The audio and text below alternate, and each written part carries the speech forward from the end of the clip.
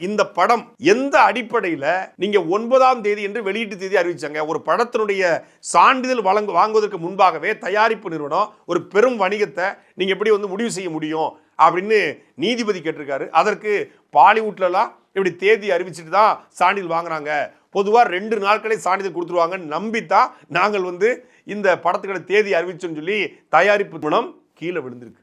இந்த படத்தை இவங்க வழக்கு நீதிமன்றத்துக்கு கொண்டு வராமல் இருந்திருந்தா நாங்கள் இது வரைக்கும் மறுதணிக்கையே பண்ணியிருப்போம். மறுதணிக்கை பண்ணுவதற்கு எங்களுக்கு கால அவகாசம் தேவைன்னு கேட்டிருக்காங்க. உடனடியாக நீதிபதி குறுக்கிட்டு தணிக்கை நீங்கள் மறுதணிக்கை பண்ண உங்களுக்கு எத்தனை நாட்கள் தேவைன்னு, மறுதணிக்கை செய்வதற்கு குழுக்கள் அமைப்பதற்கு 20 நாட்கள் தேவை, குழு அமைப்பதற்கு 20 நாள். அதுக்கப்புறம் அவங்க பார்த்து அதுக்கப்புறம் யூபிஏவா இல்லை ஏவா இல்லை யூவாங்கிற சான்றிதழ் கொடுப்பாங்க. 20 நாட்கள் எங்களுக்கு தேவை.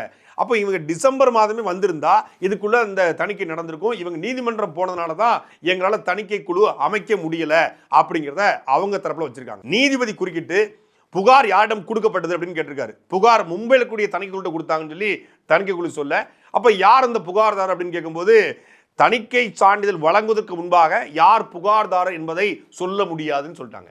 வாத பிரதிவாதங்கள் எல்லாத்தையும் கேட்ட நீதிபதி கடைசியாக எத்தனை நாட்கள் தேவைப்படும் மொத்தமாக கேட்டிருக்காரு. 20 நாட்கள் எங்களுக்கு தேவைப்படும். எப்பத்திலிருந்து? இந்த நீதிபதி உத்தரவு பிறப்பிச்ச பிறகு 20 நாள் தேவைப்படும் அப்படின்னு தணிக்கை குழு சொல்லியிருக்காங்க. அப்படின்னு இன்னைக்கு 20, இப்போ ஒரு 10, அடுத்து 10 வச்சா பிப்ரவரி 10.